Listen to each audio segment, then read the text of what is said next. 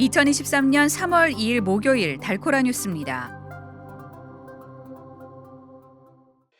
연방준비제도 고위 인사들이 추가 금리 인상과 고금리 유지의 필요성을 또 강조했습니다. 주택담보대출 금리가 다시 오르면서 대출 신청 수요가 급감한 것으로 나타났습니다. 윤석열 대통령이 국가보훈처를 보훈부로 격상하고 외교부 산하에 재외동포청을 신설하는 내용의 정부조직법 공포안에 서명했습니다. 일론 머스크 테슬라 최고 경영자가 어제 어스틴 기가팩토리에서 투자자의 날 행사를 열었습니다.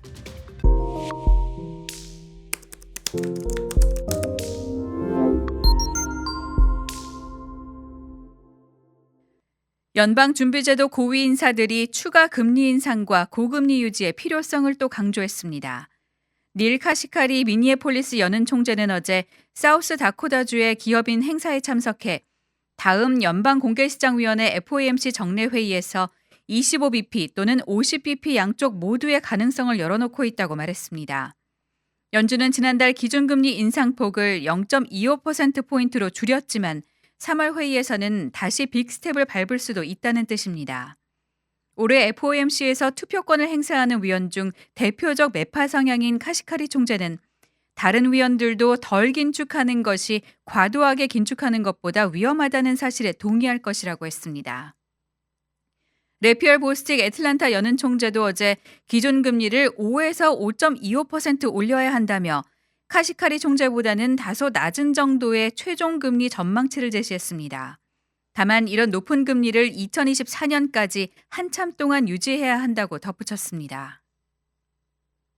주택담보대출 금리가 다시 오르면서 대출 신청 수요가 급감한 것으로 나타났습니다.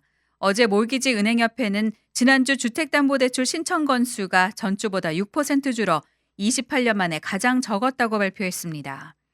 지난달 반짝 반등하던 대출 신청이 줄어든 건 금리가 다시 급등하고 있기 때문입니다.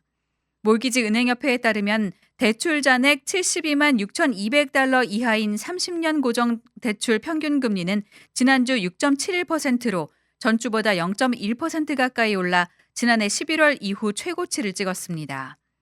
몰기지 금리는 지난해 10월 말 7%를 돌파했다가 올해 1월에는 6.2%까지 떨어진 바 있습니다.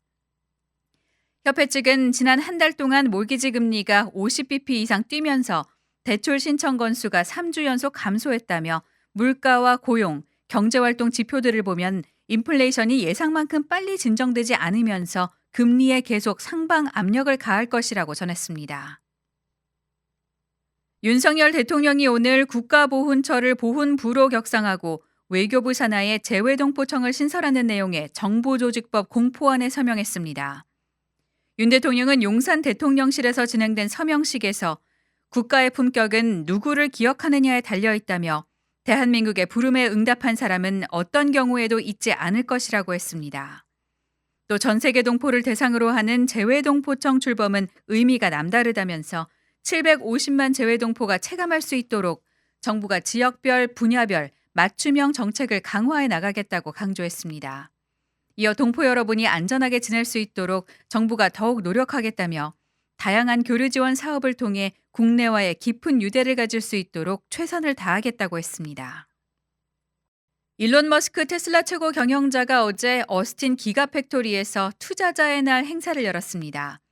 머스크 CEO는 모든 사람이 원하는 전기차를 낮은 가격에 공급하겠다는 테슬라의 장기 목표를 소개했습니다.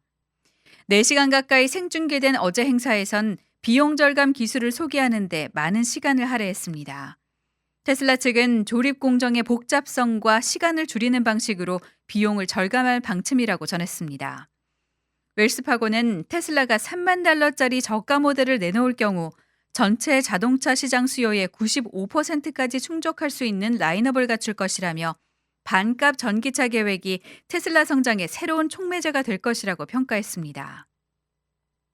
또 테슬라는 원활한 원자재 수급을 위해 텍사스의 리튬 정제 공장을 착공했고 12개월 이내에 배터리에 쓸 수 있는 수준의 리튬 생산을 목표로 하고 있다고 밝혔습니다.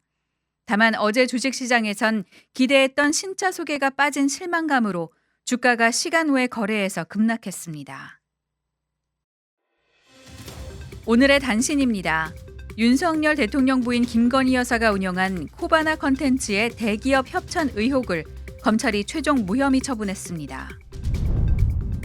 한국의 국민연금이 지난해 1999년 기금 운영 본부를 설립한 이후 최악의 성적표를 내놨습니다.